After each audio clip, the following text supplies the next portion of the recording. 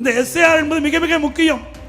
போலி வாக்காளர்களை நீக்குவது, தகுதியான வாக்காளர்களை வாக்காளர் பற்றி இடம்பெற செய்வது, அதுதான் எஸ்ஐஆர். அதை ஏன் எதுக்குற? அதில் என்ன உனக்கு கஷ்டம் இருக்குது? இல்லைன்னு சொல்றான் பல பேர். நாட்டில் எடப்பாடி பழனிசாமி என்னன்னு உங்களுக்கு தெரியும். என்ன பூச்சாண்டி கேட்டாலும் எடப்பாடி பழனிசாமி பயப்பட மாட்டார். ஏன் எங்க மேல வழக்கு போடல? எங்க மேல வழக்கு போட்டா எவ்வளவு சிரிப்பு, எவ்வளவு ஆனந்தம், எவ்வளவு பேச்சு. எடப்பாடி பழனிசாமி நெடுஞ்சாலை துறையிலே 4800 கோடி ஊழல் போட்டீங்கல்ல, நான் நீதிமன்றத்துக்கு போய் நிரபராதி என்று நிரூபித்து வந்து மக்கள் முன்னிக்கிறேன். அந்த தெம்பு திராணி உங்களிடத்தில் இருக்குதா? திமுக என்றால் குடும்பம், குடும்பம் என்றால் திமுக. அது ஒரு கட்சி அல்ல, ஒரு கார்ப்பரேட் கம்பெனி. தமிழகத்திற்கு 4 முதலமைச்சர் இருக்கின்றார்கள், 4 அதிகார மையம் இருக்கின்றது. ஒன்று திரு ஸ்டாலின், 2 உதயநிதி ஸ்டாலின், திரு ஸ்டாலினுடைய மனைவி. பிறகு அருமையா சொல்றீங்க, நீங்க மதுரை மாநகராட்சியில் 200 கோடி இந்த வரி வருவாயிலிருந்து ஊழல் செஞ்சிருக்கிறாங்க. இப்படி வருவாய், ஆட்டுக்கும் மாட்டுக்கு வரி போட்டாங்க, பன்னிக்கு வரி போட்டாங்க. அந்த பன்னிக்கு போட்ட வரியில் கூட ஊழல் செய்த கட்சி, வெக்கமில்லாத ஆண்டு கொண்டிருக்கிற கட்சி திமுக கட்சி. உங்களோட ஸ்டாலின் இதுவரைக்கும் யாரோட இருந்தாரு தெரியல. மக்கள் ஏன்னா தேர்தல் வந்தா தான் மக்கள் நினைப்பு வரும்.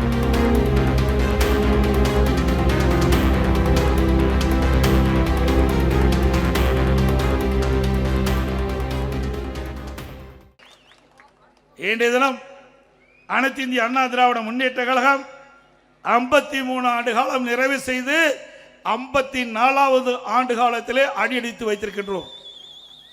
இந்த 54வது ஆண்டு துவக்க விழா என்பது ஒரு சிறப்பு வாய்ந்த விழாவாக இருக்கின்றது.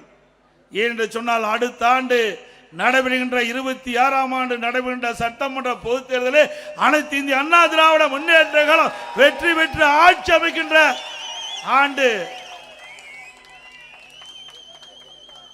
அதனால 54ஆம் ஆண்டு அண்ணா திமுகவுக்கு ஒரு மகிழ்ச்சியான ஆண்டாக இருக்கும்.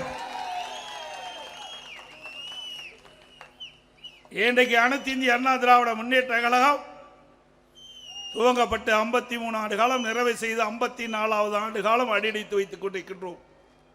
பொன்மனச்சம்பல் புரட்சி தலைவர் எம்ஜிஆர் அவர்கள் இந்த இயக்கத்தை தொடங்கினார். திராவிட முன்னேற்ற கழகத்திலிருந்து நம்முடைய பொன்மனச்சம்பல் புரட்சி தலைவர் எம்ஜிஆர் அவர்களை நீக்கிய போது 1972 அக்டோபர் 17ஆம் தேதி அண்ணா திமுகவை தொடங்கினார் நம்முடைய தலைவர் புரட்சி தலைவர் எம்ஜிஆர் அவர்கள். இன்றைக்கு திரு கருணாநிதி அவர்கள் பேர் அண்ணாவில் கண்ட கனவை மாறாக நடந்து கொண்ட காரணத்தினாலே,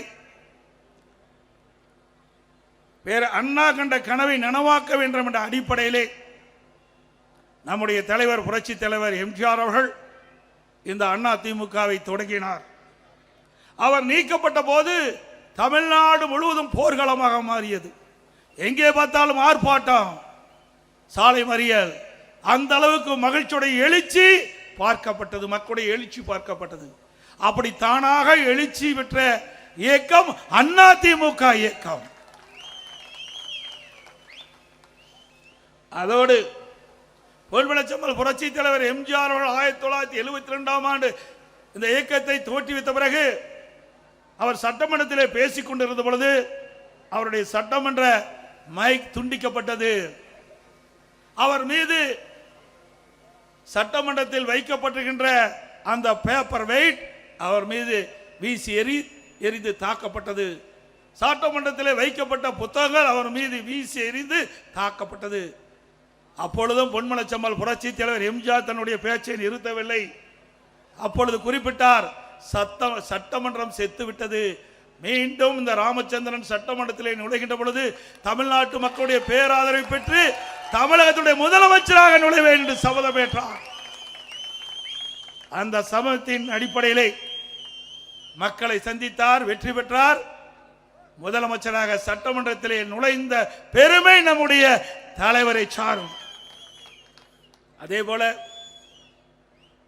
பேர் அண்ணாவிடத்திலே நம்முடைய இதயம் புரட்சி தலைவர் எம்ஜிஆர் அவர்கள் தேர்தல் நிதி கொடுப்பேன் என்று சொன்னபோது வேறு அண்ணா அவர்கள், நீங்கள் கொடுக்கின்ற சில லட்சம் பல லட்சம் போதாது, உங்களுடைய முகத்தை காட்டினால் போதும், பல லட்சம் வாக்குகள் கிடைக்கும் என்றார். அப்பொழுதே மக்களுடைய செல்வாக்கு எந்த அளவுக்கு இருக்கின்றது என்பதை நாம் உணர வேண்டும். அவருடைய மறைவுக்கு பிறகு நம்முடைய இயக்கம் இரண்டாக பிளந்தது. ஒரு பக்கம் சேவல், ஒரு பக்கம் புறா. பிரிந்த இயக்கத்தை ஒன்றாக சேர்த்திய பெருமை நம்முடைய இதயம் புரட்சி தலைவர் அம்மாவை சாரும். இந்தியாவில் எத்தனையோ இயக்கம் இருந்தது. காங்கிரஸ் பிரிந்தது, ஒன்றா சேரல. கம்யூனிஸ்ட் பிரிஞ்சது, ஒன்றா சேரல. திமுக பிரிந்தது, ஒன்றாக சேரவில்லை.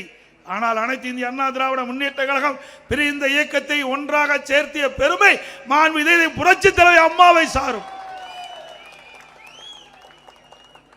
1900 அப்பொழுது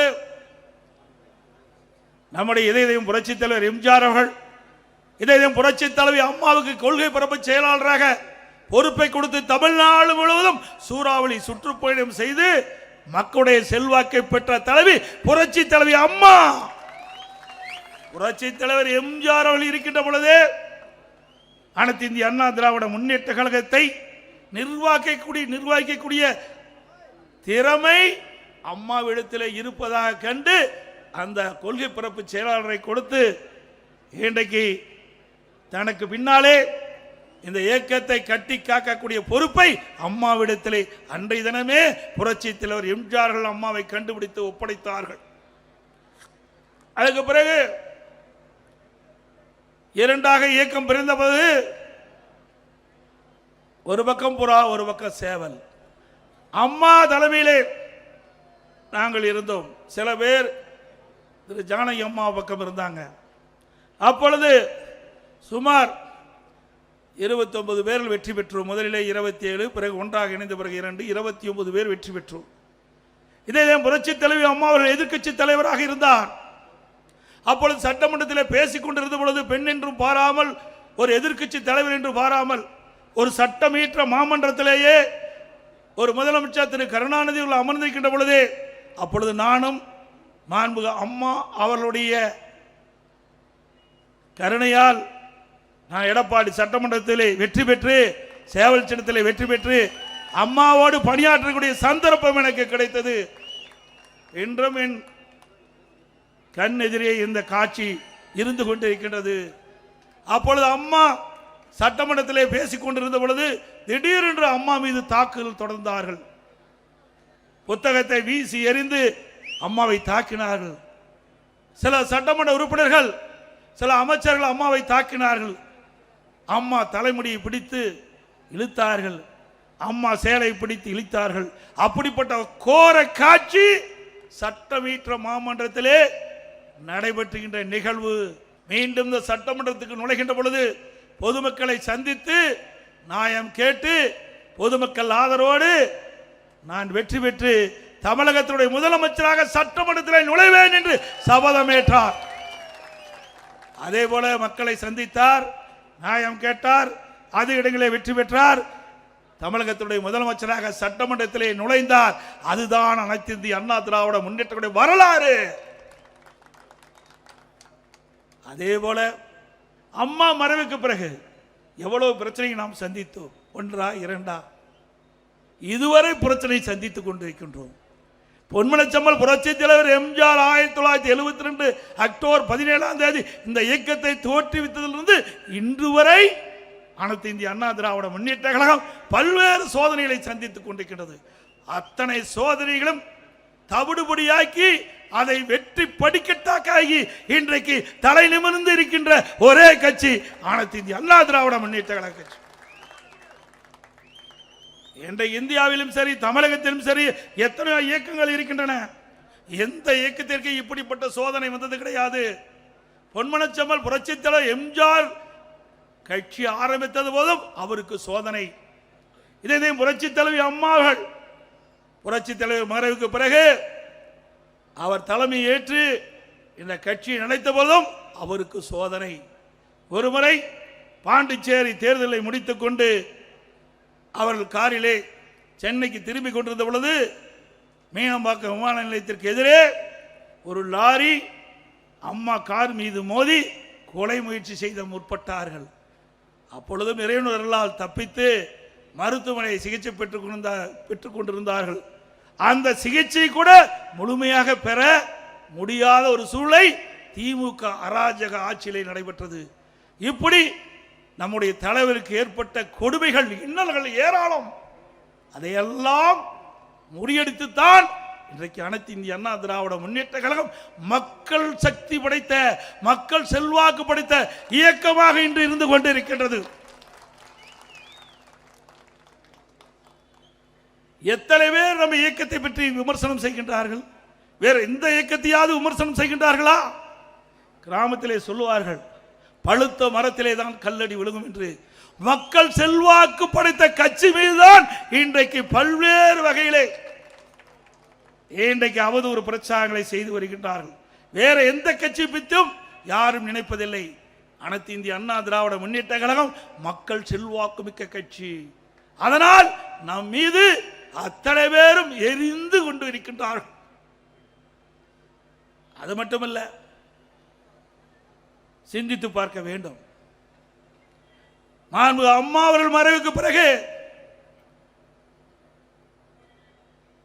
நான் முதலமைச்சராக பொறுப்பேற்கின்ற பொழுது மேதகு ஆளுநர் அவர்கள் சட்டமன்றத்திலே பெரும்பான்மை நிரூபிக்க வேண்டும் என்று ஆணை பிறப்பித்து, அந்த ஆணையின்படி சட்டப்பேரவை தலைவர்கள் என்னிடத்திலே நீங்கள் சட்டமன்றத்திலே பெரும்பான்மை நிரூபிக்க வேண்டும் என்று கேட்டுக்கொண்டார். அதன்படி சட்டப்பேரவை தலைவருடைய அறிவிப்புக்கிணங்க சட்டமன்றம் கூட்டப்பட்டது. சட்டமன்றத்திலே பெரும்பான்மை நிரூபிக்கின்ற பொழுது இன்றைய முதலமைச்சர் அன்றைக்கு எதிர்க்கட்சி தலைவராக இருந்தார். அப்பொழுது நடந்த சம்பவம் எல்லா தொலைக்காட்சியிலும் நீங்கள் பார்த்திருப்பீர்கள். எந்த மாநிலத்திலும் இல்லாத அளவிற்கு நான் பெரும்பான்மையை நிரூபிக்கின்ற அந்த காலகட்டத்தில் சட்டப்பேரவை தலைவரை அந்த புனித நாற்காலியிலிருந்து கீழே இழுத்து தள்ளி அவருடைய மைக்கை உடைக்கப்பட்டு, அவருடைய மேஜைகள் உடைக்கப்பட்டு, அந்த ஆசனத்திலே நாற்காலியிலே அமர்ந்து காட்சி அளித்தார்கள் திமுக கட்சியை சேர்ந்த சட்டமன்ற உறுப்பினர்கள். அது மட்டுமல்ல, நான் முதலமைச்சராக தேர்ந்தெடுத்து அவையிலே அமர்ந்திருக்கின்றேன். அமைச்சர் சகாக்கள் அமர்ந்திருக்கின்றார்கள். அவர் மேஜையின் மீது ஏறி நடனமாடினார்கள் திமுக சட்டமன்ற உறுப்பினர். இப்படி கேவலமான செயலில் ஈடுபட்ட கட்சி திமுக கட்சி என்பதை நாம் உணர வேண்டும். இவர்கள் எப்படி நாட்டு மக்களுக்கு நன்மை செய்வார்கள்? ஒரு சட்டமன்ற மாமன்றத்திலே இப்படிப்பட்ட கேவலமான முறையில் நடந்து கொண்ட கட்சி திமுக கட்சி. அதுக்கு பிறகு பெரும்பான்மை நிரூபிக்கப்பட்டது.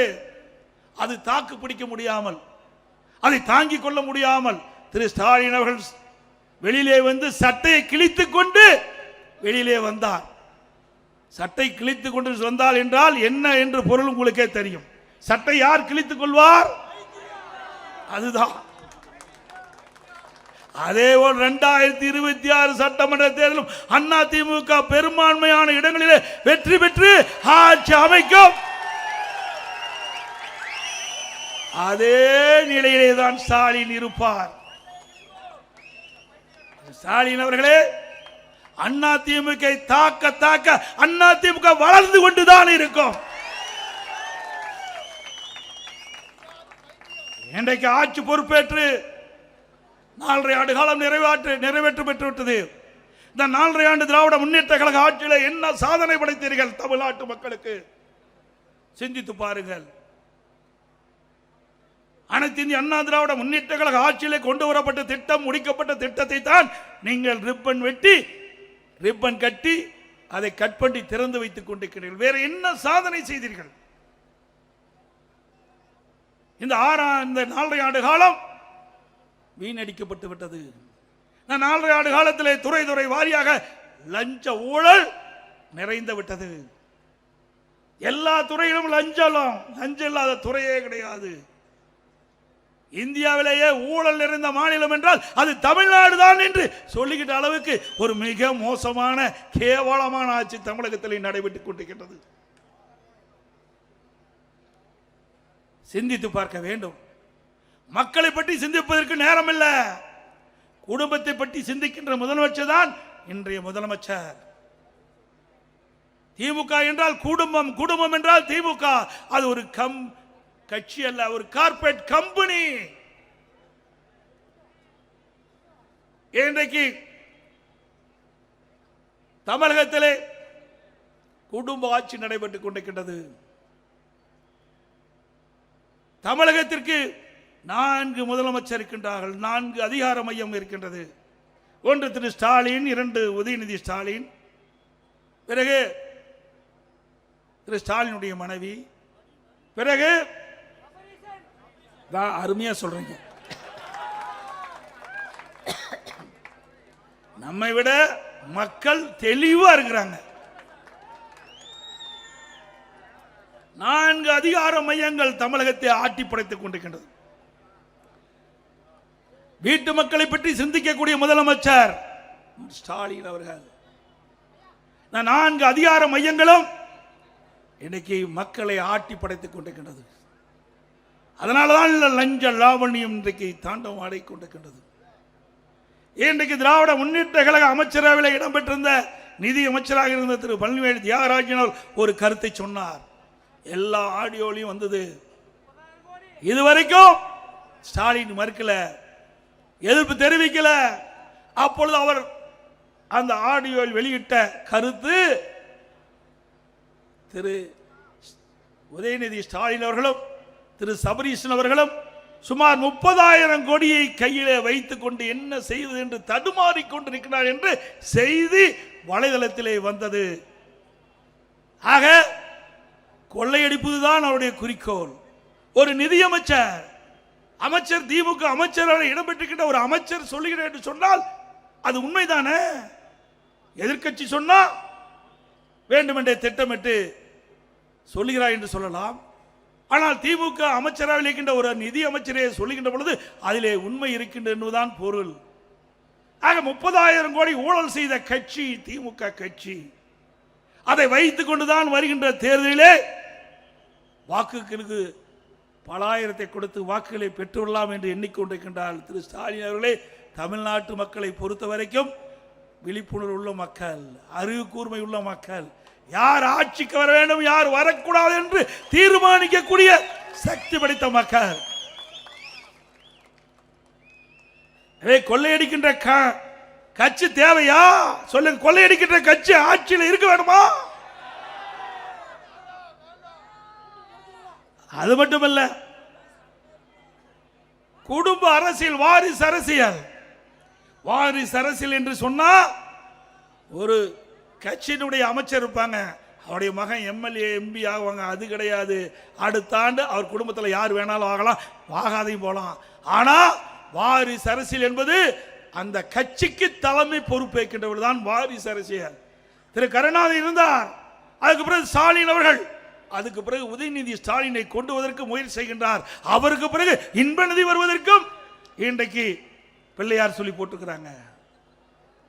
ஆக திரு கருணாநிதி குடும்பம் என்ன அரச பரம்பரை குடும்பமா? இவர் தான் ஆட்சிக்கு வர வேண்டுமா? இவர் குடும்பத்தை சேர்ந்தவர்கள் தான் முதலமைச்சராக இருக்க வேணுமா? இங்க இருக்கின்ற யாராவது ஒருத்தர் ஆனா என்ன மக்களை பாதுகாக்க முடியாதா? வரக்கூடாதா? இது ஜனநாயக நாடு. மேடையில் இருக்கின்றவர்கள் யார் வேணாலும் வரலாம். இங்க இருக்கின்றவர்கள் யார் வேணாலும் தமிழகத்தினுடைய முதலமைச்சராக வருவதற்கு தகுதி இருக்குது. ஆனா திமுகவில் மட்டும்தான் திரு கருணாநிதி குடும்பத்தை தவிர எவரும் வர முடியாது. அனைத்து இந்திய அண்ணா திராவிட முன்னேற்ற கழகம் ஒரு ஜனநாயக நீதி உள்ள கட்சி. ஒரு சாதாரண தொண்டன் கூட இந்த இயக்கத்திற்கு பொதுச் செயலாளராக வர முடியும். சாதாரண தொண்டன் கூட எம்எல்ஏ ஆக முடியும், எம்பி ஆக முடியும், அமைச்சர் ஆக முடியும், ஏன் முதலமைச்சரே ஆக முடியும். அண்ணா திமுகவில் மட்டும்தான், வேற எந்த கட்சியிலும் ஆக முடியாது. அப்படி பொன்மன செம்மல் புரட்சி தலைவர் எம்ஜிஆர், புரட்சி தலைவி அம்மா இருவரும் தலைவர்கள் நம்மை வளர்த்து ஆளாக்கியிருக்கின்றார்கள். அப்படி உயிரோட்டம் உள்ள கட்சி அனைத்து இந்திய அண்ணா திராவிட முன்னேற்ற கழக கட்சி. இந்த இயக்கத்தை எந்த கொம்பனாலும் அசைக்கவோ ஆட்டவோ முடியாது. எப்படி காற்றை தடை போட முடியாதோ அப்படி அனைத்து இந்திய அண்ணா திராவிட முன்னேற்ற கழகத்தை எவராலும் தடுத்து நிறுத்த முடியாது. அது மட்டுமல்ல, ஸ்டாலின் அவர்கள் உதயநிதி ஸ்டாலின் அவர்களை முதலிலே சட்டமன்ற உறுப்பினராக்கினார், பிறகு அமைச்சராக்கினார், இப்பொழுது துணை முதலமைச்சர் ஆக்கியிருக்கின்றார். அந்த கட்சியில் உழைத்தவர்கள் யாரும் இல்லையா? எத்தனை பேர் மூத்த தலைவர் இருக்கின்றார்கள். எப்பொழுது பார்த்தாலும் ஸ்டாலின் பேசுவார். எமர்ஜென்சியில் மிசா சட்டத்திலே நான் சிறையிலே இருந்தேன் என்று சொல்லுவார். அதேபோல் அவரை விட மூத்த அமைச்சர்கள், திராவிட முன்னேற்ற கழகத்துக்காக உழைத்தவர்கள், பல முறை சிறை சென்றவர்கள், திராவிட முன்னேற்ற கழகத்திற்கு வெற்றி வாய்ப்பு பெறக்கூடிய அளவிற்கு உழைப்பு கொடுத்தவர்கள், அந்த மூத்த தலைவர் இருக்கின்ற வரிசையிலே திரு உதயநிதி ஸ்டாலின் திரு கருணாநிதியுடைய பேரன் திரு ஸ்டாலினுடைய மகன் என்ற ஒரே தகுதி தான் இருக்குது. வேற என்ன தகுதி இருக்குது? என்றைக்காவது சிறைக்கு போனது உண்டா? மக்களுக்காக போராட்டம் நடத்தது உண்டா? எதுவுமே கிடையாது. திரு கருணாநிதி குடும்பத்திலே பிறந்த என்ற ஒரே காரணத்திற்காக துணை அமைச்சராக்கியிருக்கிறார்கள். அந்த கட்சியிலே மற்றவர்களுக்கு இடம் கிடையாது. திரு கருணாநிதி குடும்பத்திலே பிறந்தவர்கள் தான் அந்த கட்சிக்கு தலைவராக முடியும். அந்த கட்சி வெற்றி பெற முடியாது. வெற்றி பெற்றாலும் உயர்ந்த இடத்துக்கு வர முடியும். இங்கதான் எப்படின்னா டெல்லியிலையும் அதே மாதிரி தான். திரு கருணாநிதி குடும்பத்தை சேர்ந்தவர் நாடாளுமன்றத்தில் வெற்றி பெற்றால் அங்க மத்திய அமைச்சராக வர முடியும். திரு கருணாநிதி மகன் திரு அழகிரி அங்கே அமைச்சராக்கப்பட்டார். திரு தயாநிதி மாறன் அங்கே அமைச்சராக்கப்பட்டார். இப்பொழுது திருமதி கனிமொழி நாடாளுமன்றத்திலே நாடாளுமன்ற குழு தலைவராக இருக்கின்றார். மூத்த நாடாளுமன்ற உறுப்பினர் இருந்தாலும் கூட அவரையெல்லாம் ஒதுக்கி வைத்துவிட்டு திரு கருணாநிதி குடும்பத்தை சேர்ந்த திரு கனிமொழி தான் அங்கேயும் அந்த பொறுப்பை கொடுத்து ஒப்படைத்திருக்கின்றார். அதாவது குடும்ப கட்சி என்று நிறுவனமாகிவிட்டது. அனைத்து இந்திய அண்ணா திராவிட முன்னேற்ற கழகத்தை பொறுத்த வரைக்கும் இன்றைக்கு ஏழை எளிய ஒடுக்கப்பட்ட நசுக்கப்பட்ட கடை கோட்டரிக்கின்ற மக்களுக்கு என்ன திட்டங்கள் வேணுமோ அதை நிறைவேற்றுகின்ற கட்சி ஆட்சி அதிமுக. அதனாலதான் அதிமுகவை எவராலையும் எதுவும் செய்ய முடியல. இன்றைக்கு ஸ்டாலின் அவர்கள் எவ்வளவோ அவதாரத்தை எடுத்து பார்த்தார்.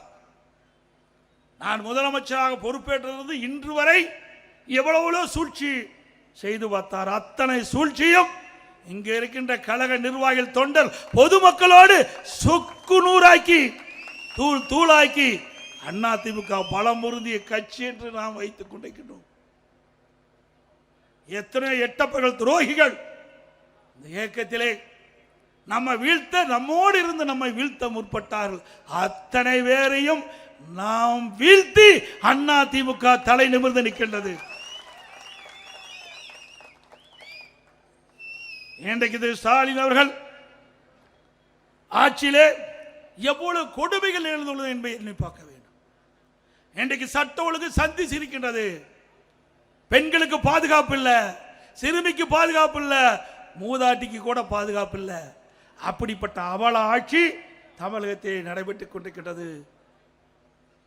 ஆனால் ஸ்டாலின் சொல்கிறார், இந்தியாவிலேயே தமிழகம்தான் சிறந்த மாநிலம், சிறந்த நிர்வாக திறமை உள்ள மாநிலம் என்று சொல்கிறார். திரு ஸ்டாலின் அவர்களே, உங்களுடைய ஆட்சியில் அதிமுக ஆட்சியில் சிறந்த ஆட்சி கொடுத்தோம். உங்களுடைய ஆட்சியில் இந்த ஒரு 4-5 நாட்களுக்கு முன்பு கோவையிலே நடந்த ஒரு மிக மோசமான கொடுமையான நிகழ்வு. ஒரு கல்லூரி மாணவியும் ஒரு ஆண் நண்பரும் ஒரு காரிலே பேசிக் கொண்டிருந்த பொழுது போதை ஆசாமிகள் அந்த ஆண் நண்பரை அடித்து கீழே தள்ளிவிட்டு காரிலே இருந்த அந்த மாணவியை கடத்தி சென்று ஒரு புதருக்குள் மாறி மாறி வன்கொடுமை செய்த பாலியல் வன்கொடுமை செய்த செய்தி ஊடகத்திலும் பத்திரிகையிலும் வந்தது. இப்படிப்பட்ட ஒரு மோசமான ஆட்சி தமிழகத்திலே நடைபெற்றுக் கொண்டிருக்கின்றது. இன்றைக்கு திமுக இருக்கின்ற திரு RS பாரதி ஒரு கருத்தை சொல்லியிருக்கின்றார். மாலை மலர்களை பார்த்தேன், மாலை முரசல் படித்தலை பார்த்தேன். இன்றைக்கு எதிர்க்கட்சி தலைவர் எடப்பாடி பழனிசாமி திட்டமிட்டு தவறான செய்தியை பரப்பி வருகிறார் என்று குறிப்பிடுகிறார். அது மட்டுமல்ல, அயோக்கியத்தனமான வார்த்தையை பேசுறான்னு சொல்றார். திரு RS பாரதி அவர்களே, உங்களுக்கு வயது முதிர்ந்து விட்டது, புத்தி சரியாக இல்லை என்றுதான் கருதுகிறேன். திராவிட முன்னேற்ற கழகம் ஆட்சி பொறுப்பேற்ற பிறகு எத்தனை பாலியல் வன்கொடுமைகள் நடைபெற்றது என்ற செய்தியை உங்களுடைய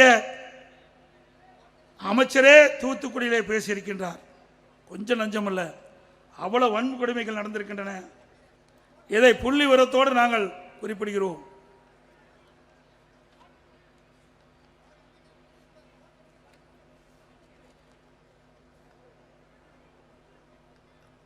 அந்த பாலியல் வன்கொடுமைக்கு ஆளானவர்களுக்கு போக்சோ சட்டத்தில் பாதிக்கப்பட்டவர்களுக்கு 104 கோடி நிவாரணம் வழங்கப்பட்டதாக பெருமையாக சொல்கின்றார் அமைச்சர் அவர்களே. பாலியல் வன்கொடுமை போக்சோ சட்டம் வராத அளவிற்கு தடுத்து நிறுத்தினால் பெருமை, பாதிக்கப்பட்டவர்களுக்கு நிவாரணம் கொடுப்பதால் அது நன்மையாகிவிடாது. ஒரு பாதிப்புக்கு இல்லாமல் மக்களை பாதுகாக்க வேண்டும், பெண்களை பாதுகாக்க வேண்டும், சிறுமிகளை பாதுகாக்க வேண்டும். அதுதான் அதிமுக ஆட்சியிலே நடைபெற்றுக் கொண்டிருந்தது.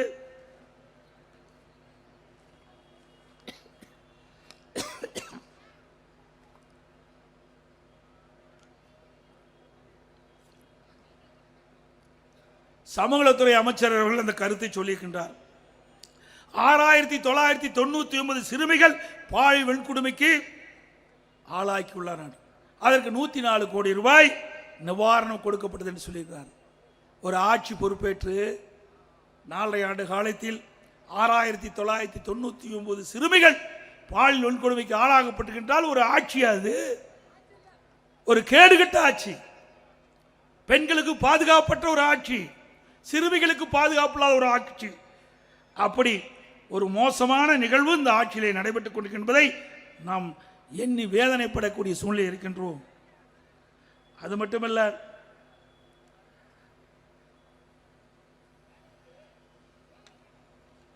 இன்றைக்கு தமிழகத்தில் போதைப்பொருள் விற்பனை சர்வதாரணமாக நடக்குது. உங்களுக்கு எல்லாம் தெரியும், கிராமத்திலிருந்து நகரம் வரை போதைப்பொருள் விற்பனை இல்லாத இடமே இல்லை, கஞ்சா இல்லாத இடமே இல்லை. எங்க பார்த்தாலும் கொலை, கொள்ளை, திருட்டு, வழிப்பறிவு, பாலியல் வன்கொடுமை நடப்பது என்று சொன்னால் அதற்கு இந்த கஞ்சா போதை ஆசாமிகளால் தான் நடக்குது. இதை கட்டுப்படுத்த வேண்டும் என்று நான் பல முறை சட்டமன்றத்திலே பிரதான எதிர்க்கட்சி என்ற முறையிலே நான் குரல் கொடுத்தேன். ஆனால் இன்றைய முதலமைச்சர் அதுக்கெல்லாம் கவனம் செலுத்தவில்லை. இன்றைக்கு தமிழ்நாடு முழுவதும் அன்றாட செய்திகள், ஊடகத்திலும் பத்திரிகையிலும் வருகின்ற செய்தி, இத்தனை கிலோ, இத்தனை டன் கஞ்சா கைப்பற்றப்பட்டது என்ற செய்தி தான் வந்து கொண்டு இருக்கின்றது. இன்றைக்கு தமிழகத்திலே போதைப் பொருள் நிறைந்த மாநிலமாக இன்றைக்கு திராவிட முன்னேற்ற கழகத்திலே உருவாகிவிட்டது. இப்படிப்பட்ட ஒரு மோசமான ஆட்சி, இந்த போதைப் பொருள் ஆசாமியால் தான் இவ்வளவு கொடூர நிகழ்வுகள் தமிழகத்திலே நடந்து கொண்டிருக்கின்றன. அதை தடுப்பதற்கு திராணியற்ற முதலமைச்சர், காவல்துறையை வைத்துக் கொண்டிருக்கின்ற முதலமைச்சர் ஒரு கடுமையான நடவடிக்கை எடுக்கப்பட்டிருக்க வேண்டும். ஒரு பிரதான எதிர்க்கட்சி சொல்லுகின்ற பொழுது அந்த கருத்தை உள்வாங்கி இதை எப்படி தடுத்து நிறுத்துவது, அதற்கு என்ன உண்டான நடவடிக்கை எடுக்குது என்று ஒரு நடவடிக்கை எடுக்கப்பட்டிருந்தால் ஒரு சிறந்த முதலமைச்சர்.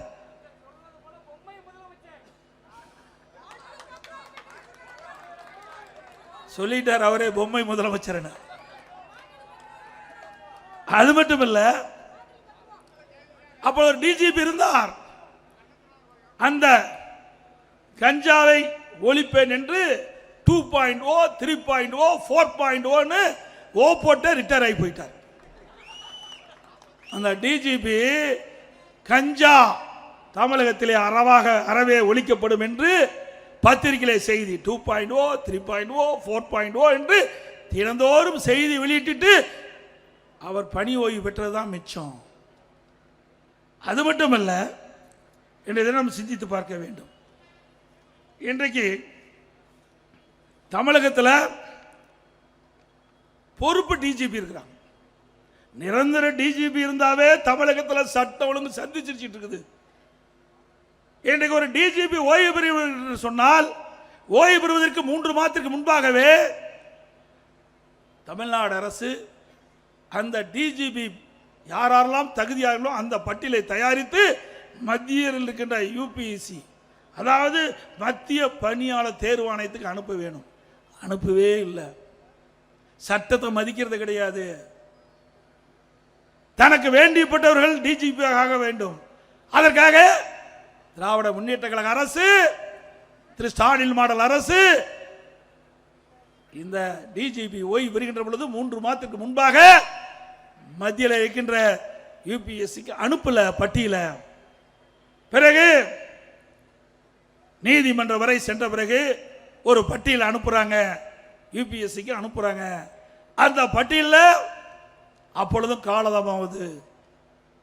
உச்ச நீதிமன்றத்தில் வழக்கு வருது. உச்ச நீதிமன்றம் உடனடியாக தமிழ்நாடு அரசு நிரந்தர டிஜிபி நியமிக்க வேண்டும் என்று தீர்ப்பளிக்கிறது. அந்த தீர்ப்பின் அடிப்படையில் செயல்படுறாங்க மத்திய தேர்வு பணியாளர் தேர்வு ஆணையம். 3 பேர் கொண்ட ஒரு பட்டியலை மாநில அரசுக்கு அனுப்புறாங்க. அதை அனுப்பி கிடப்பில் போட்டாங்க. மீண்டும் ஒரு பொதுநல வழக்கு உச்ச நீதிமன்றத்தில் போடுறாங்க. இன்றைக்கு உச்ச நீதிமன்றம் 3 வாரத்தில் பதில் கொடுக்க வேண்டும் சொல்றாங்க.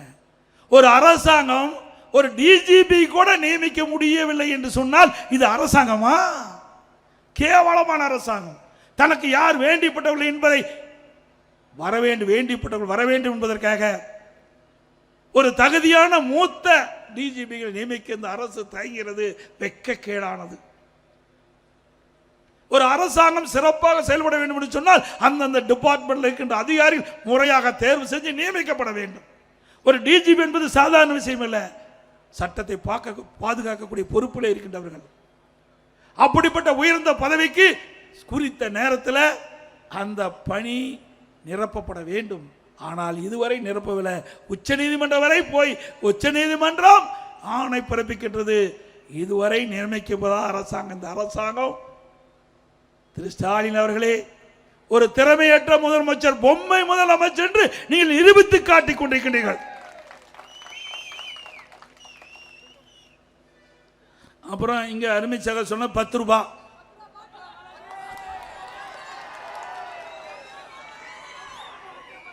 ரூபாய்னா உங்களுக்கு தெரியும். பல கூட்டத்திலையும் பேசணும். இந்த 10 ரூபாய்னு பாட்டு பாடும்போது என்ன நடந்ததுன்னு உங்களுக்கு தெரியும். யார் பாட்டு பாடினா யார் நடந்ததுன்னு உங்களுக்கு தெரியும். அது என்ன நீங்களே புரிஞ்சுக்கீங்க. ஆக திராவிட முன்னேற்ற கழகம் ஆட்சி வந்ததுக்கு பிறகு தமிழகத்தில் டாஸ்மாக் கடை சுமார் 6000 கடைகள் இருக்கின்றன. பெரும்பாலான கடையில் இருக்கிற அந்த பார்லாம் திமுக கட்சி சார்ந்தவர்கள் எடுத்துக்கிட்டாங்க. அந்த பார்ல இன்றைக்கு முறைகேடாக மதுபானங்கள் விற்கப்பட்டது. அது ஒரு புறம். அந்தந்த டாஸ்மாக் கடையில் அந்த டாஸ்மாக் கடைக்கு சென்று யாராவது அந்த கடையில் மது பாட்டில் வாங்கினா 10 ரூபா அதிகமாக கொடுத்தா தான் அந்த பாட்டில் கொடுப்பாங்க. ஒரு நாளைக்கு 1.5 கோடி பாட்டில் விற்குது. ஒரு பாட்டிலுக்கு 10 ரூபாய்னா ஒரு நாளைக்கு 15 கோடி வருது. ஒரு நாளைக்கு 15 கோடி டாஸ்மாக் கடையிலிருந்து வருது. நாம யாரும் போகாதீங்கப்பா, நம்ம ஆளுங்க டாஸ்மாக் கடைக்கு போகாதீங்க, வேண்டாம், தப்பு. நம்மளால போக மாட்டாங்க. திமுக காரன் அங்கேயே தான் குடியிருக்கிறான். அவங்ககிட்ட தான் இந்த காசையே புடுங்குறான். யாரு? திமுக காரன்கிட்டயே காசை புடுங்குற கட்சி திமுக கட்சி. ஆக ஒரு நாளைக்கு 1.5 கோடி பாட்டில். அந்த ஒரு பாட்டிலுக்கு 10 ரூபாய்னா 1.5 கோடி ரூபாய் டாஸ்மாக் கடையிலிருந்து மட்டும் திமுக மேலிடத்துக்கு சென்று கொண்டிருப்பதாக தகவல். அதோட மாசத்துக்கு 450 கோடி, கிட்டத்தட்ட வருஷத்துக்கு 5400 கோடி. அப்படி 4.5 ஆண்டுல சுமார் 24,000 கோடி இந்த டாஸ்மாக் கடையில் ஒரு பாட்டிலுக்கு 10 ரூபா வாங்கினது மட்டும் கொள்ளையடித்த அரசாங்கம் ஸ்டாலின் தலைமையில் இருக்கின்ற அரசாங்கம். நினைச்சு பாருங்க. அதுக்கு பிறகு அந்த பார்ல விற்கிறது அது தனி. அது தனியா வாங்கி கள்ள இதில் விற்கிறாங்க, பார்ல விற்கிறாங்க. இது ஒரு வருமானம்.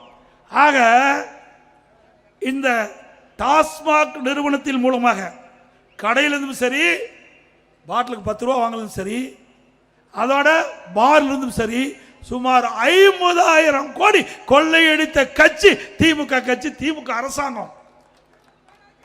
அதனாலதான் இன்னைக்கு ஈடி டாஸ்மாக் நிறுவனத்தில் பூந்து அதில் 1000 கோடி முறைகேடு நடைபெற்றதாக கண்டுபிடிச்சாங்க.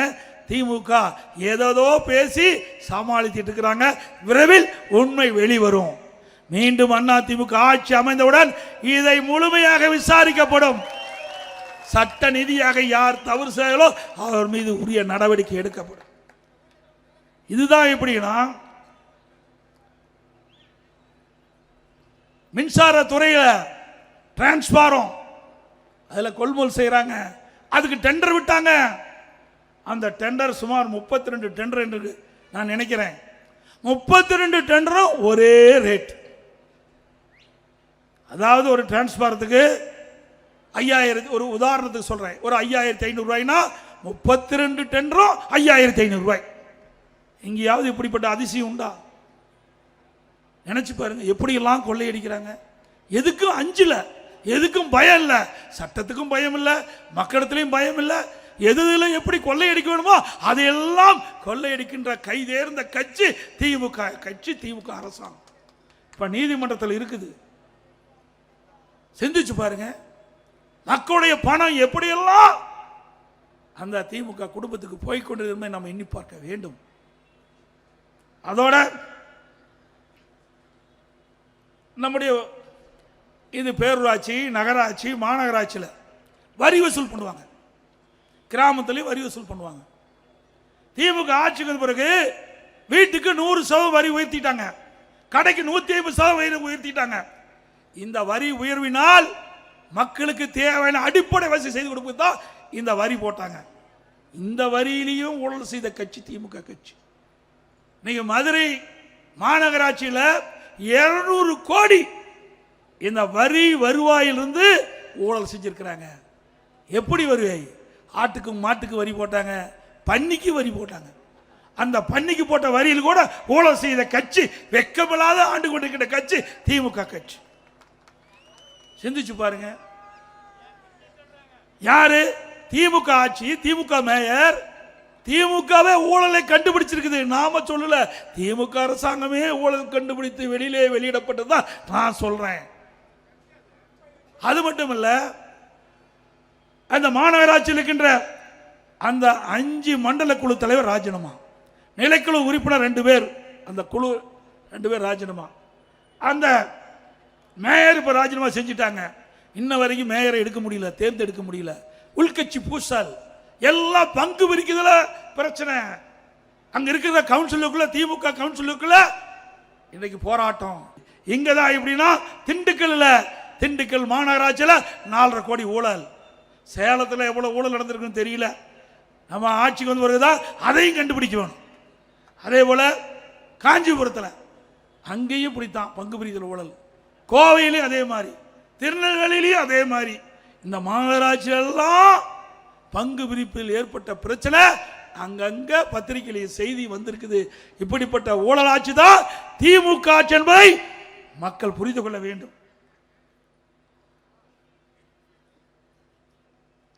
இன்றைக்கு திராவிட முன்னேற்ற கழகத்தில் உள்ளாட்சியில் பணி நியமனம் எல்லா பத்திரிகைகளும் உங்களுக்கு பார்த்துருப்பீங்க. பாரு, அருமையா சொல்றாரு. அப்ப நீயே வந்து பேசலாம் எனக்கு பதிலா. இதையெல்லாம் மக்களிடத்தில் சொல்ல வேணும். கிராமம் பூரா, நகரம் பூரா, வீதி வீதியா இந்த ஊழல் பிரச்சனையை எடுத்து சொல்ல வேணும். கிட்டத்தட்ட 800 கோடி ஊழல், 888 கோடி ஊழல் கண்டுபிடித்திருக்கிறாங்க. இந்த பதவி கொடுப்பதற்கு, பணி ஆணை வழங்குவதற்கு உள்ளாட்சி அமைச்சர் திரு நேரு அவர்கள் 888 கோடி ஊழல் நடைபெற்றதாக பத்திரிகையிலே வலைதளம் செய்தி வந்திருக்குது. இதை இன்ன வரைக்கும் மறுக்கல. அந்த அமைச்சர் அங்க டெல்டா மாவட்டத்தில் பொறுப்பா இருக்கிறார்.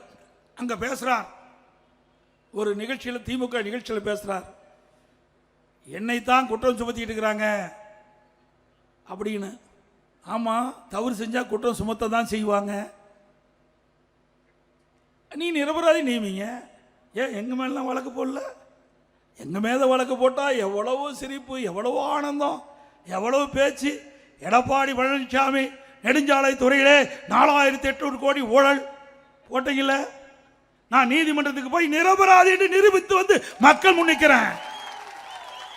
அந்த தெம்பு திராணி உங்களிடத்தில் இருக்குதா?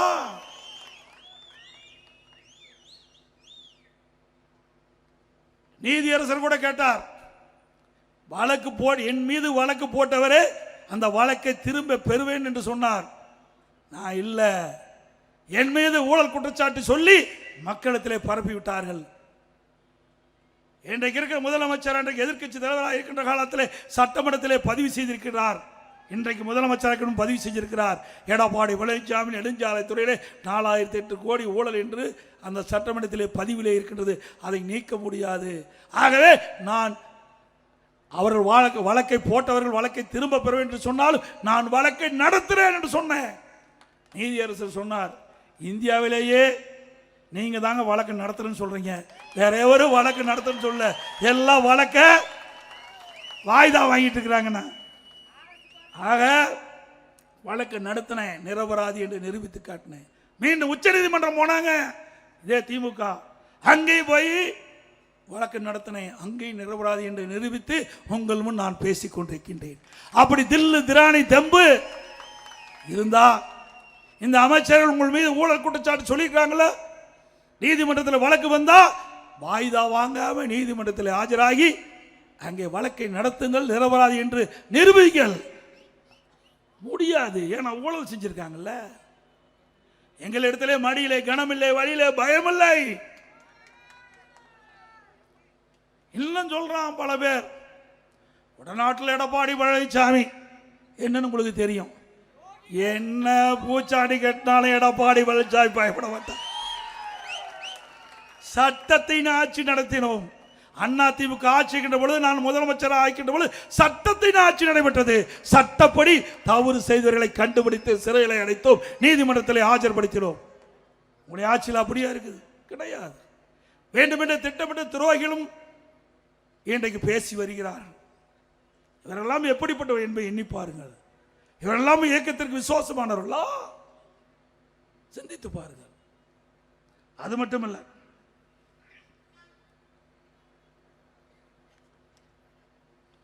இன்னைக்கு திராவிட முன்னேற்ற கழகம் ஆட்சிக்கு வந்த பிறகு விலைவாசி விண்ணை முட்டுகின்ற அளவுக்கு உயர்ந்துட்டது.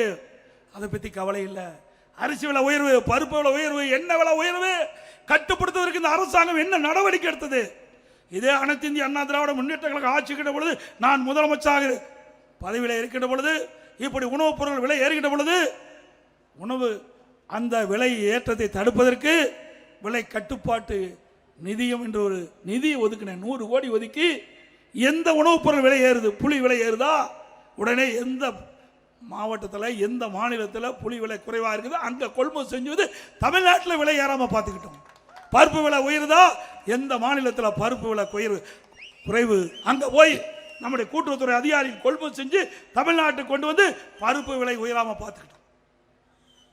இப்படி மக்கள் பாதிப்பு அடையக்கூடாது என்று இதற்கென்று ஒரு தனி நிதி ஒதுக்கி அந்த உணவுப் பொருளை கட்டுப்பாட்டுகள் வச்சிருந்தோம்.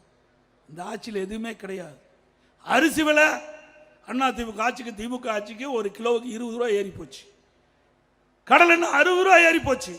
பருப்பு 56 ரூபாய் ஏறி போச்சு ஒரு கிலோவுக்கு. அதையெல்லாம் இந்த அரசு கட்டுப்படுத்துவதற்கு ஏதாவது நடவடிக்கை எடுத்ததா? ஏழை எளிய ஒடுக்கப்பட்ட தாழ்த்தப்பட்ட மக்கள், இன்றைக்கு மக்கள் படுகின்ற துன்பத்தை இந்த அரசாங்கம் எண்ணி பார்த்ததா? எதுவுமே கிடையாது. முழுக்க முழுக்க குடும்பம். அந்த குடும்பத்தில் என்ன வருமானம் வருது என்னதான் சிந்திக்கிறாங்க. இன்றைக்கு முதலமைச்சரும் சுகாதாரத்துறை அமைச்சரும் அங்க நடைபயணம் மேற்கொண்டிருக்கிற பொழுது அப்போ முதலமைச்சர் கேட்கிறார், அப்போ உதயநிதி ஒரு படம் நடிச்சுட்டு வெளியே வந்தது. அப்போ என்ன படம்? கழக தலைவன் ஒரு படம் வந்தது.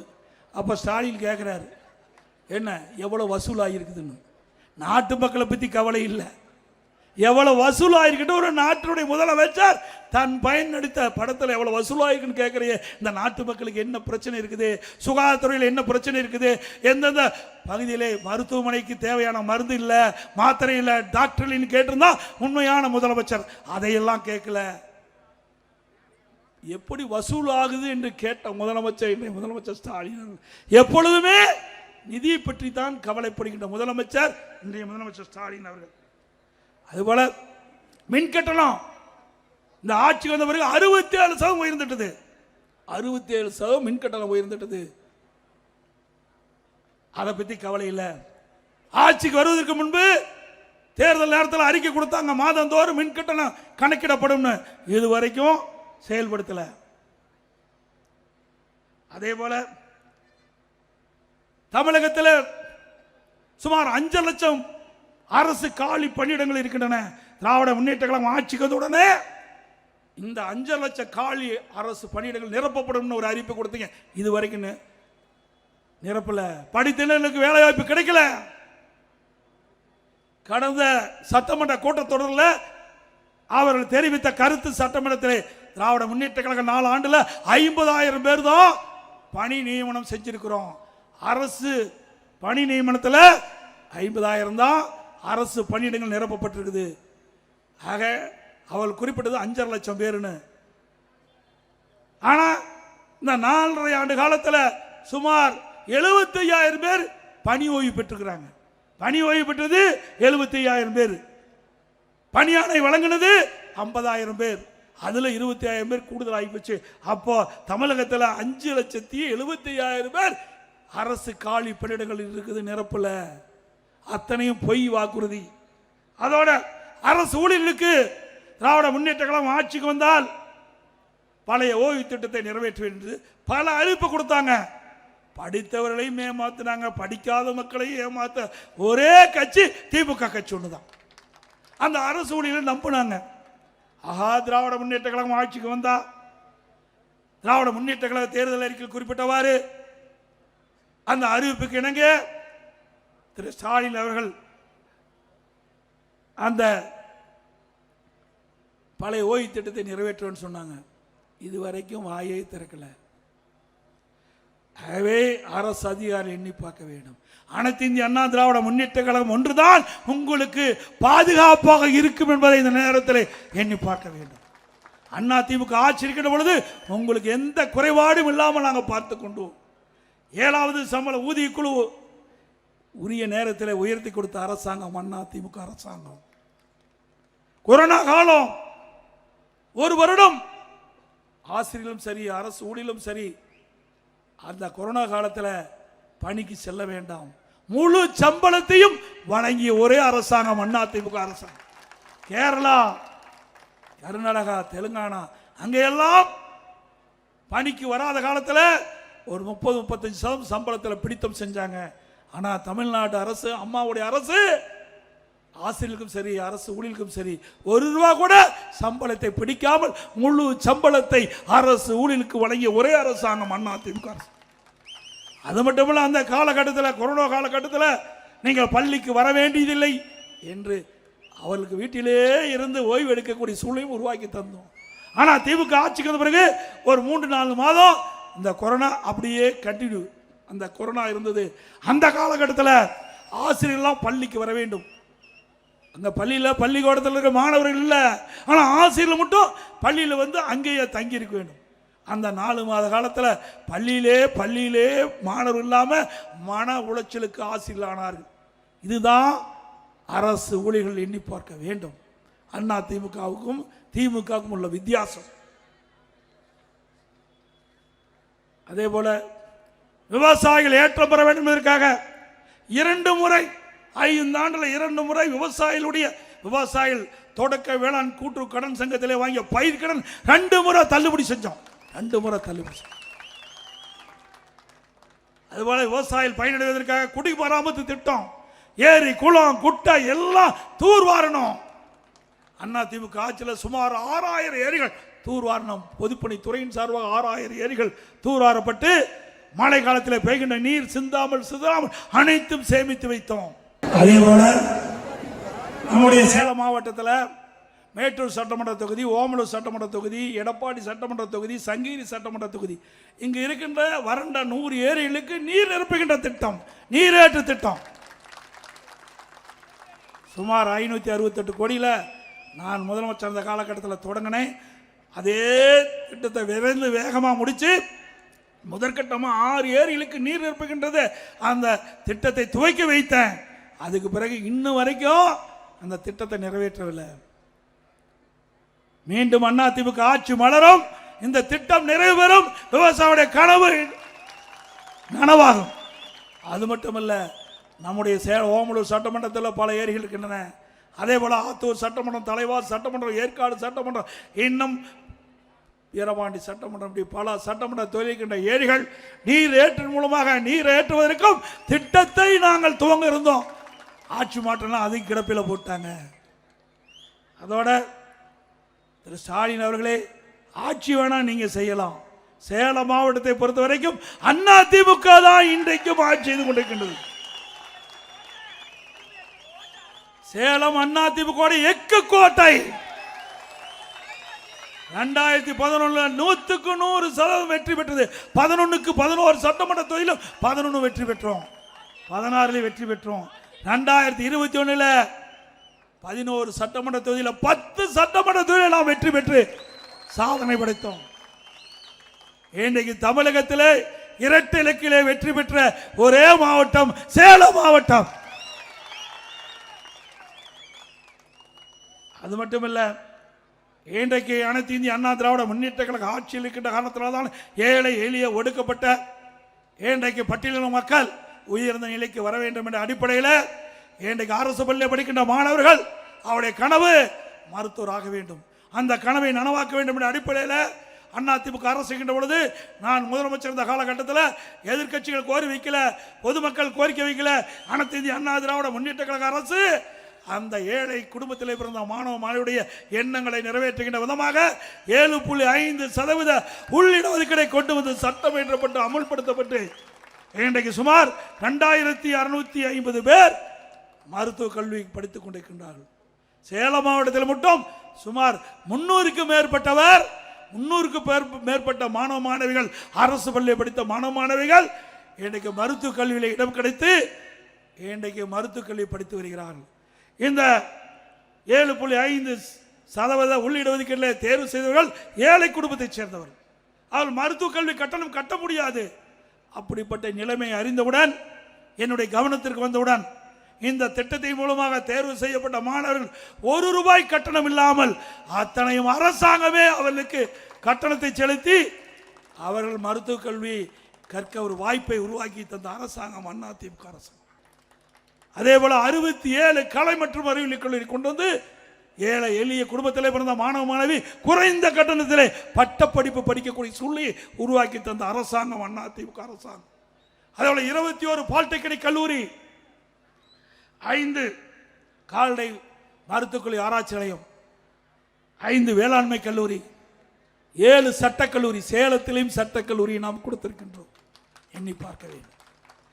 இப்படி அதிகமான கல்லூரியை திறந்ததின் விளைவு கிராமத்திலிருந்து நகரம் வரை ஏழை குடும்பத்தில் பிறந்த மாணவ மாணவி குறைந்த கட்டணத்திலே பட்டப்படிப்பு படிக்க சூழலை உருவாக்கி தந்தோம். இன்றைக்கு தமிழ்நாடு 2030 அடைய வேண்டிய இலக்கு மத்திய அரசு நிர்ணயிக்கப்பட்ட 2030 உயர்கல்வியிலே படிக்கக்கூடிய எண்ணிக்கை 2019-20 சாதித்தோம். திமுக ஆட்சி 2011 ஆட்சி மாற்றம் ஏற்பட்டது. அம்மா ஆட்சிக்கு வரும்போது 100க்கு 32 பேர் திராவிட முன்னேற்ற கழகத்தில் உயர்கல்வி படிச்சுட்டு இருந்தாங்க. மாண்பு அம்மா அவர்கள் ஆட்சியிலிருந்து நான் முதலமைச்சர் இருந்தவரை 10 ஆண்டு காலம், 2011-2021 10 ஆண்டு காலம் இந்த கல்விக்கு முன்னுரிமை கொடுத்து அதிகமான கல்லூரி திறந்ததன் விளைவு இன்றைக்கு 100க்கு 54 பேர் பட்ட படிப்பு படிக்கிற சூழ்நிலை உருவாக்கி அந்த 2030 அடைய வேண்டிய இலக்கை 2019 நாம் நிரூபித்து காட்டுகிறோம். இப்படி ஒரு சாதனை படைத்த அரசாங்கம் அதிமுக அரசாங்கம். இன்றைக்கு ஒவ்வொரு துறையிலும் சாதனையை நாம் முத்திரை பதித்திருக்கின்றோம். இன்றைக்கு வேளாண்மை துறையிலே இந்தியாவிலேயே அதிக உணவு தானிய உற்பத்தியை பெருக்கி கிறிஸ் கருமான் என்ற விருதை தொடர்ந்து 5 முறை நாம் பெற்றோம். உள்ளாட்சி துறையிலே தேசிய அளவில் 145 விருதுகளை பெற்றிருக்கிறோம். போக்குவரத்து துறையிலே தேசிய விருதை பெற்றோம். மின்சார துறையிலே போக்குவரத்து விருதை பெற்றிருக்கிறோம். உயர்கல்வியிலே தேசிய விருதை பெற்றிருக்கிறோம். சமூகத்துறையிலே தேசிய விருதை பெற்றிருக்கிறோம். இப்படி பல துறையிலே தேசிய விருதை பற்றி ஒரு சிறந்த அரசாங்கம் என்று நாம் நிரூபித்து காட்டினோம். அதிமுக ஆட்சியில், திமுக ஆட்சியில் அப்படியே இருக்குது. ஊழல்லாம் சிறந்த அரசாங்கம். ஊழல் செய்வதில் சிறந்த அரசாங்கம். அதோட இந்தியாவிலேயே கடன் வாங்குவதில் முதல் மாநிலம் தமிழ்நாடு. ஸ்டாலினுக்கு பொருத்தம். எவ்வளவு? இதுவரைக்கும் 4,38,000 கோடி கடன் வாங்கிட்டாங்க. 4.5 ஆண்டுல 4,38,000 கோடி கடன் வாங்கிட்டாங்க. 73 ஆண்டு காலம் ஆட்சி செய்தோம். காங்கிரஸ் ஆட்சியிலிருந்து அதிமுக ஆட்சி 2021 வரை பல கட்சிகள் மாறி மாறி ஆட்சி செஞ்சிருக்குது. அந்த காலகட்டம் முழுவதும் 2021 வரை 5,18,000 கோடி தமிழ்நாட்டுடைய கடன் அளவு. திராவிட முன்னேற்ற கழகம் ஆட்சி பொறுப்பேற்று 4.5 ஆண்டு காலம் 2021 2026 வரை 25 வரை 4,38,000 கோடி கடன் வாங்கியிருக்கிறீங்க. இன்னும் ஒரு வருஷம் இருக்குது.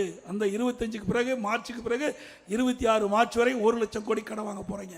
ஆக திராவிட முன்னேற்ற கழகம் 5 ஆண்டு கால ஆட்சியில் 5,38,000 கோடி கடன் வாங்கி சாதனை படைச்சிருக்கிறீங்க. இந்த ஆண்டுக்கு முன்பு போன ஆண்டு பத்திரிகையில் பார்த்திருப்பீங்க, இந்தியாவிலேயே கடன் வாங்குவதில் முதல் மாநிலம் தமிழ்நாடு. இந்த கடன்லாம் எப்படி கட்ட போறோம்? நீங்க தாங்க கட்டணும். எப்படி கட்டணும்? வரி போடுவாங்க.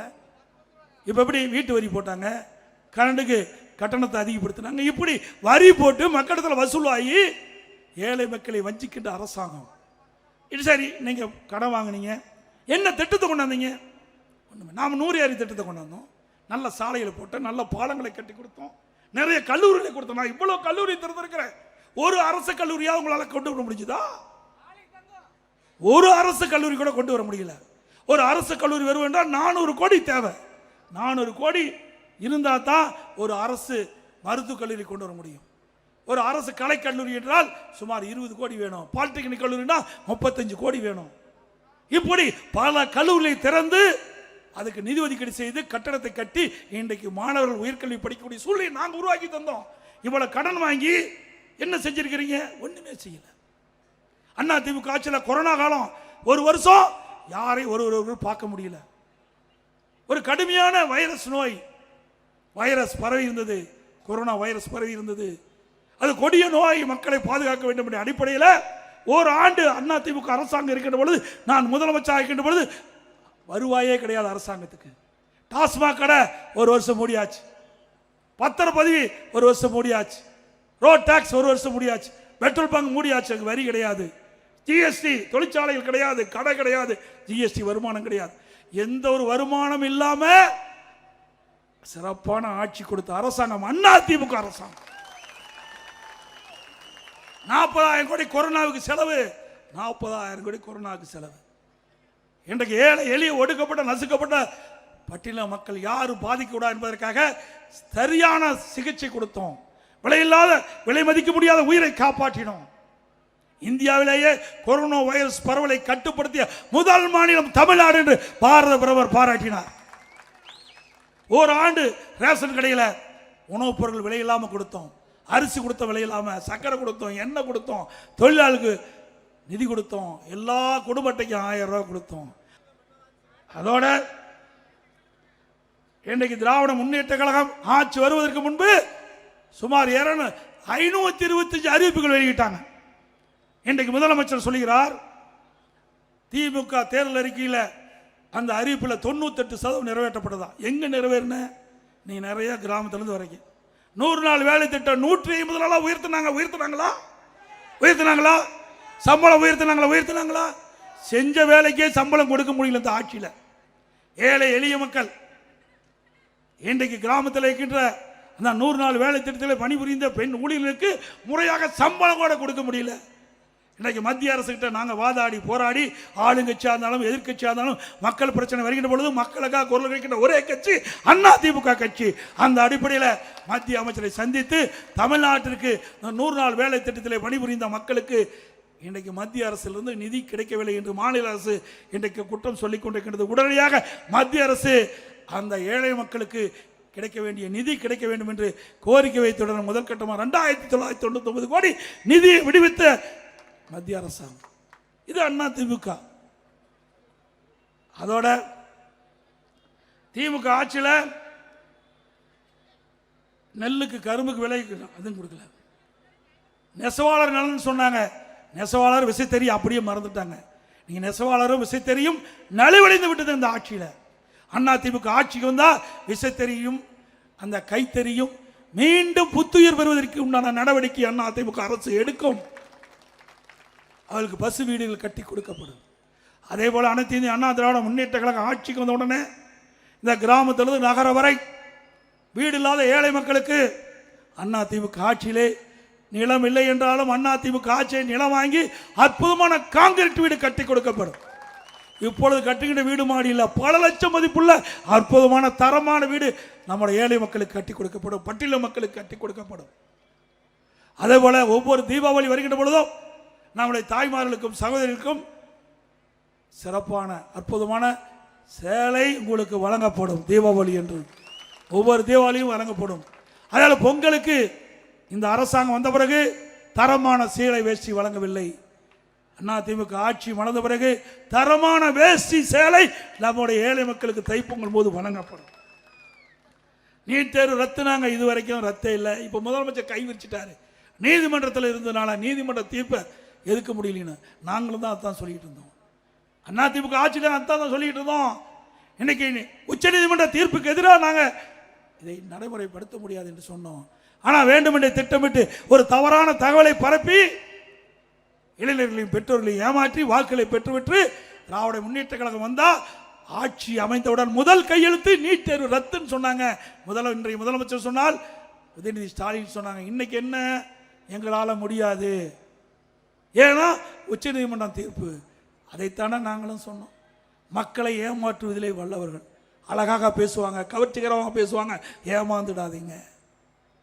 அது மட்டும் இல்ல, திரு உதயநிதி ஸ்டாலின் சொன்னார் நீட் தேர்வை ரத்து செய்வதற்கு ரகசியம் இருக்குன்னு சொன்னார். இதுவரைக்கும் ரகசியத்தையே சொல்லல. தேர்தல் வர இருக்குது, சீக்கிரம் ரகசியத்தை சொல்லுங்க, மக்கள் ஆவலோட எதிர்பார்த்துட்டு இருக்கிறாங்க. அதே போல ஆட்டோ வச்சிருக்கிறவங்க சிரமப்பட்டு இருப்பதாக கோரிக்கை வச்சாங்க. அப்படி ஆட்டோ ஓட்டுநர்கள் சங்கத்திலே பதிவு செய்திருக்கிற ஆட்டோ ஓட்டுநர்கள் புதிதாக ஆட்டோ வாங்கினா அவர்களுக்கு ஒவ்வொரு ஆட்டோவுக்கு 75,000 ரூபாய் மானியமாக அரசு வழங்கப்படும். இன்றைக்கு ஸ்டாலின், உங்களோட ஸ்டாலின் இதுவரைக்கும் யாரோட இருந்தாரோ தெரியல. இப்போ தான் மக்கள் ஏன்னா தேர்தல் வந்தால் தான் மக்கள் நினைப்பு வரும். உங்களுடன் ஸ்டாலின் சொல்லி இப்போ வீடு வீடாக வந்து உங்களுக்கு என்ன குறைன்னு கேட்டு உங்களோட மனு வாங்கி அந்த மனு போய் சம்மந்தப்பட்ட அதிகாரிகள் டிபார்ட்மெண்ட் அந்த டிபார்ட்மெண்ட் கொடுத்து உங்களுடைய பிரச்சனை தீர்ப்பாங்களே. இது நடக்குமா? நாடகம். இதே போல தான் திரு ஸ்டாலின் எதிர்க்கட்சியாக இருக்கும்போது ஊர் ஊராக போனார். ஒரு திட்ட கண்டா ஒரு பெட்ஷீட்டை போட்டு அமர்ந்து அங்கே இருக்கிற ஊர் மக்கள்லாம் அழைச்சி அவரை தரையில் அமர வச்சு உங்களுக்கு என்ன பிரச்சனை இருக்குது, சொந்த பிரச்சனை சரி பொது பிரச்சனை சரி, நீங்கள் மனுவாக எழுதி நான் கொண்டு வந்த பெட்டியில் போடுங்க. அந்த பெட்டியை பூட்டி சீலை வச்சு நான் பத்திரமா வீட்டுக்கு எடுத்துகிட்டு போய் திமுக ஆட்சிக்கு வந்த உடனே சீலை உடைச்சி பெட்டியை திறந்து மனுவை எடுத்து படித்து பார்த்து தீர்வு காணுன்னு சொன்னாங்க. அந்த மனுவில் என்ன ஆச்சு சிந்திச்சு பாருங்க. எப்படி மக்களை ஏமாற்றுக என்பதை நீங்கள் எண்ணி பார்க்க வேண்டும். எதிர்கட்சி தலைவர் என்ற முறையில் இந்த முதலமைச்சருக்கு வேண்டுகோள் வச்சேன். நீங்கள் தேர்தல் நேரத்தில் தேர்தல் அறிவிப்பு கொடுத்தீங்க, குடும்ப தலைவிக்கு மாதந்தோறும் 1000 ரூபாய் உரிமை தொகை வழங்குவதாக இன்னைக்கு வாக்குறுதி கொடுத்தீங்க. அந்த வாக்குறுதியை நம்பி அந்த ஏழை மக்கள் உங்களுக்கு வாக்களிச்சாங்க. ஆட்சிக்கு வந்த பிறகு அதை மறந்து விட்டீர்கள். இன்னைக்கு உடனடியாக நீங்கள் கொடுக்கப்பட்ட வாக்குறுதி நிறைவேற்ற வேண்டும் என்று நானும் எங்களுடைய சக சட்டமன்ற தொடர்ந்து 28 மாதம் தொடர்ந்து அழுத்தம் கொடுத்தோம். அதிமுக பொதுக்கூட்டத்தில் எங்களுடைய கட்சி நிர்வாகிகள் தொண்டர்கள் சட்டமன்ற தொடர்ந்து பேசி அழுத்தம் கொடுத்த காரணத்தில் வேற வழி இல்லாமல் 28 மாதம் கழிச்சு தான் இந்த மக்களுக்கு 1000 ரூபாய் மாதந்தோறும் உரிமை தொகை வருது மகளிருக்கு, குடும்ப தலைவிக்கு. இப்போது ஒரு அறிவிப்பு கொடுத்துருக்காங்க. மக்கள் செல்வாக்கு எழுந்துட்டாங்க, கட்சிக்காரனுடைய செல்வாக்கு எழுந்துட்டாங்க. 2026 சட்டமன்ற தேர்தலில் வெற்றி பெற முடியாது என்ற நிலைமைக்கு வந்தவுடன் உடனே ஸ்டாலின் ஒரு அறிவிப்பு கொடுக்கிறார். இன்னைக்கு நிறுத்தப்பட்ட லேப்டாப் கொடுக்கப்படும். ஏன் இது வரைக்கும் கொடுக்கல? 4 வருஷமா கொடுக்கல, இந்த ஆண்டு கொடுப்பதை அறிவிச்சிருக்காரு. கொடுத்தா நிஜம். நாங்களும் தொடர்ந்து வலியுறுத்திட்டு இருக்கிறோம். இன்னைக்கு அறிவுபூர்வமான கல்வி கிடைக்க அம்மா கொண்டு வந்த திட்டம் தமிழகத்தில் 52 லட்சம் மாணவ மாணவிக்கு அதிமுக ஆட்சியில் லேப்டாப் கொடுத்தோம். திறமையான மாணவர்கள் உருவாக்கணும்.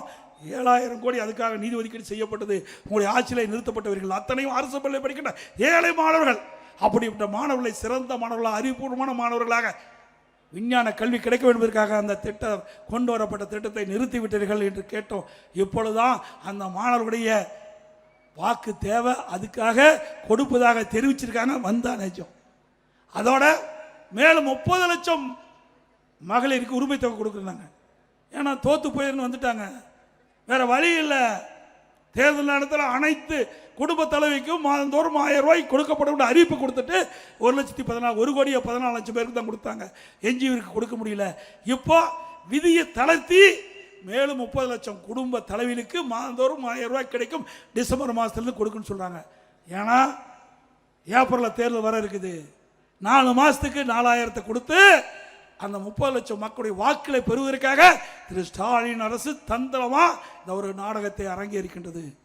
ஆக 60 மாதம் 5 வருஷத்துக்கு, இப்போ 56 மாதத்துக்கு அவங்களுக்கு கிடைக்கல, இந்த 4 மாதத்துக்கு கிடைக்கிறது.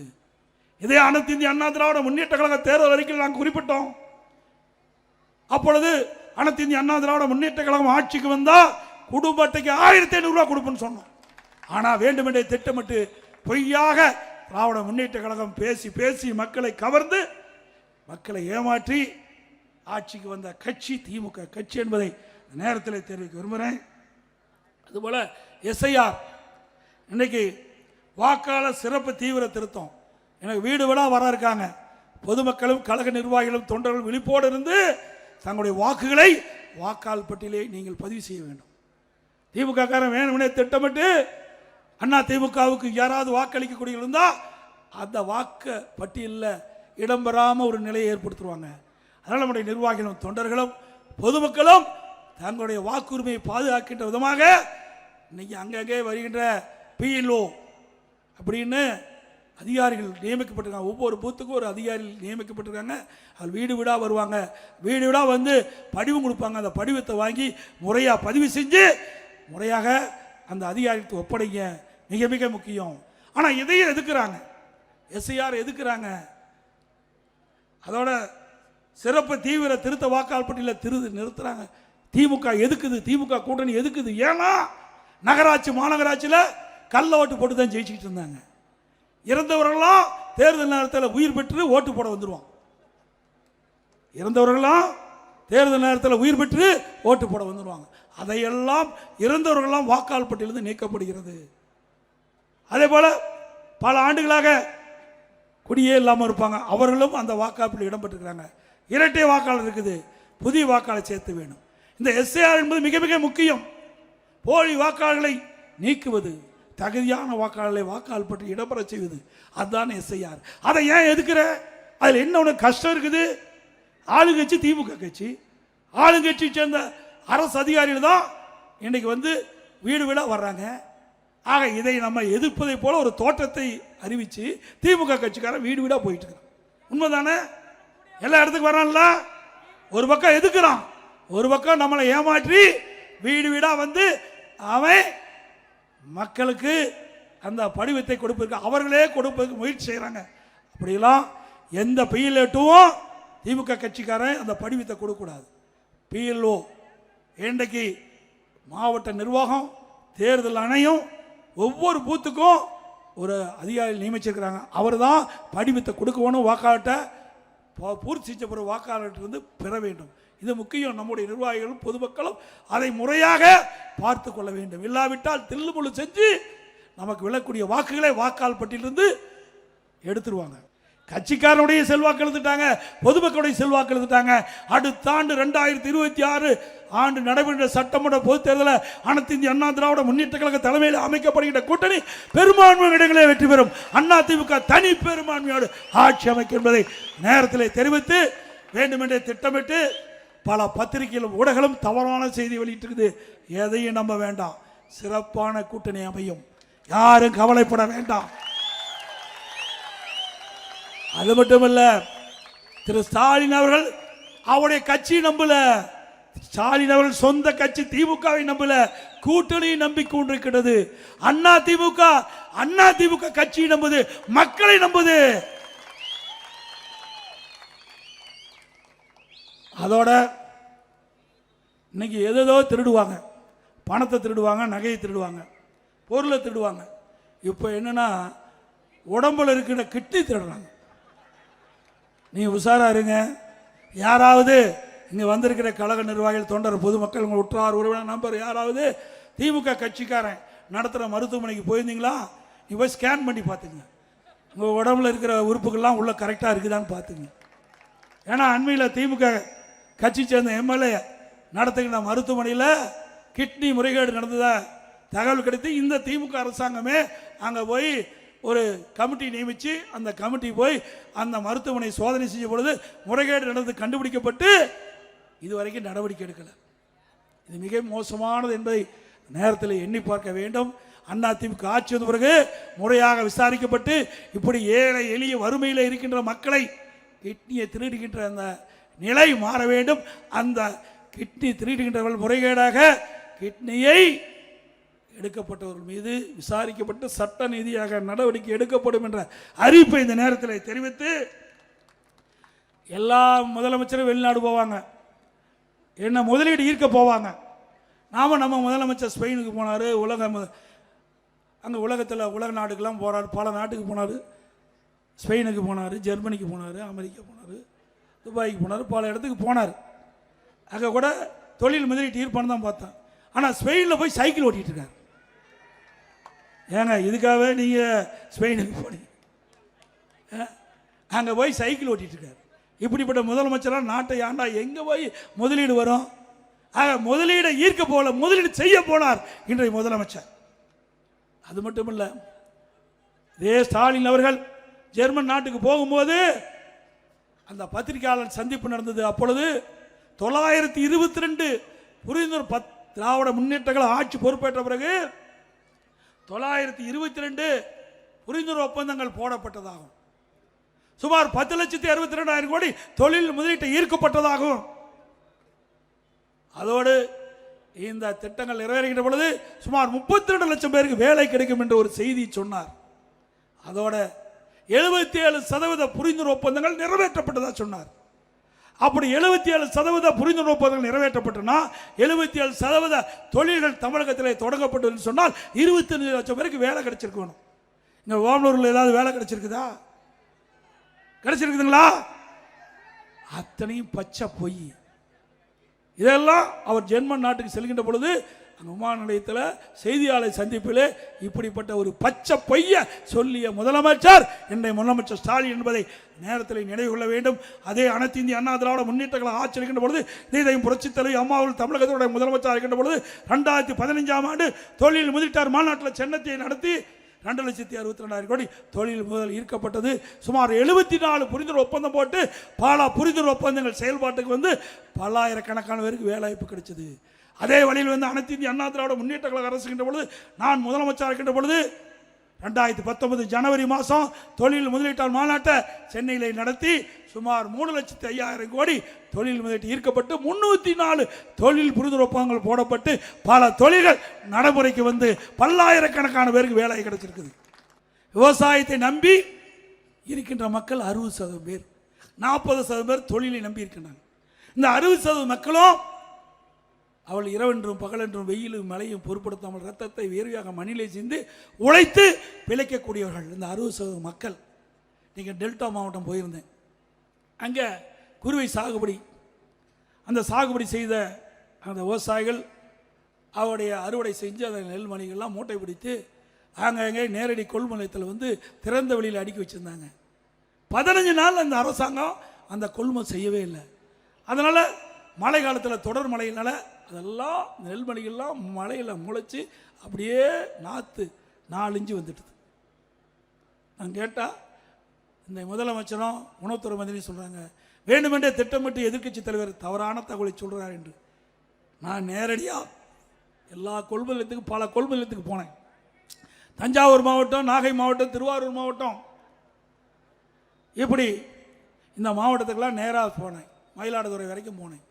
திருவாரூர்லேருந்து தஞ்சாவூர், திருவாரூர், நாகப்பட்டினம், மயிலாடுதுறை 4 மாவட்டத்தில் இருக்கின்ற நேரடி கொள்முதலுக்கு சென்று அங்கே என்ன நிலைமைன்னு விவசாயிகிட்ட கேட்டுருந்தேன். அப்போ விவசாயிகள் கண்ணீர் மல்க சொன்னாங்க, நாங்கள் ஒரு ஏக்கருக்கு 35,000 ரூபா செலவு செஞ்சு பயிர் நடவு செஞ்சு அறுவடை செஞ்சு கொண்டு வந்த நெல்லை முறையாக கொள்முதல் செய்யலை, இங்கே நெல்லெல்லாம் முளைச்சி போச்சு.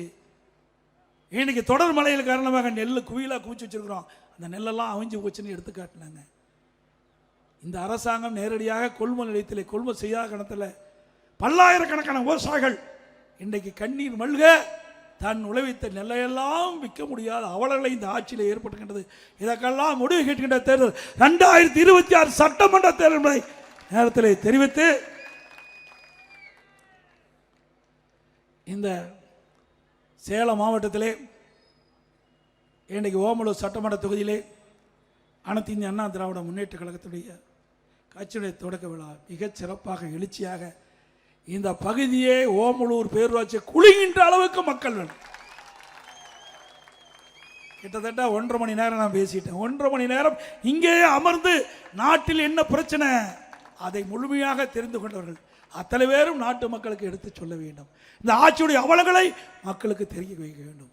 இது மக்கள் விரோத ஆட்சி மிக விரைவாக அகற்றப்பட வேண்டும். அதற்கு அத்தனை பேரும் நீங்கள் துணை இருக்க வேண்டும் என்று நேரத்தில் கேட்டு, மக்களை காப்போம், தமிழகத்தை மீட்போம், மக்களை தமிழகத்தை மக்களை தமிழகத்தை மக்களை தமிழகத்தை பை பை ஸ்டாலின். நன்றி, வணக்கம்.